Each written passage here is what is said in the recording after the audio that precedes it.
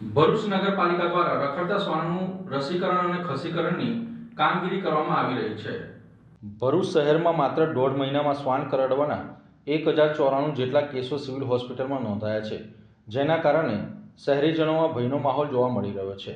ત્યારે national action plan for dog mediated rabies elimination from India 2023 અંતર્ગત શહેરમાં રખડતા શ્વાનોથી થતા હડકવાને નિયંત્રિત કરવા અને તેમની સંખ્યામાં ઘટાડો કરવા રાજ્યની નગરપાલિકાઓમાં રસીકરણ અને ખસીકરણનો કાર્યક્રમ હાલ કાર્યરત છે, જેના અનુસંધાને ભરૂચ નગરપાલિકા દ્વારા 1 જાન્યુઆરીથી પાલિકા વિસ્તારના અલગ અલગ વોર્ડમાં શેરી શ્વાનને પકડી તેનું ખસીકરણ અને રસીકરણની કામગીરી કરવામાં આવી રહી છે।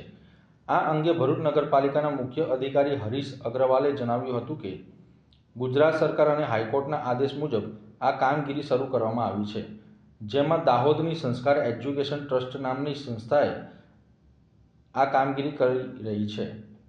ટીમે અત્યાર સુધીમાં અલગ અલગ વોર્ડ અને વિસ્તારમાંથી સવારે જઈને 150 જેટલા શ્વાનોને પકડી જેબી મોદી બાગની બાજુમાં આવેલ પાલિકાના ગેરેજ નજીક રાખી તબીબ દ્વારા તેની ખસીકરણ અને રસીકરણની કામગીરી કરવામાં આવી રહી છે। તેમને જે સ્થળે લાવ્યા હોય ત્યાં છોડી દેવામાં આવશે, જેના કારણે શ્વાનની વસ્તી નિયંત્રિત કરી શકાય છે।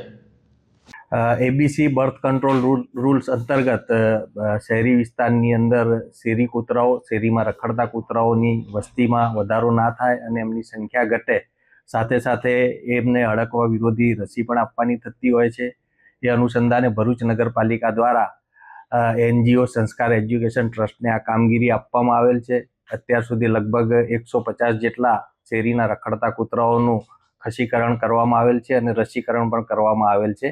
જે જગ્યાએથી કૂતરા ઉપાડવામાં આવે છે એ જગ્યા એ કૂતરાઓને અમારા શેલ્ટર હોમમાં રાખી ત્યાં ઓપરેશન કરવામાં આવે છે, એમને રસીકરણ કરવામાં આવે છે અને એમની જે રૂઝ આવે ઓપરેશન પછીની, ત્યાર પછી જે વિસ્તારમાંથી એમને લીધેલો હોય એ જ વિસ્તારની અંદર પરત મૂકવામાં આવે છે।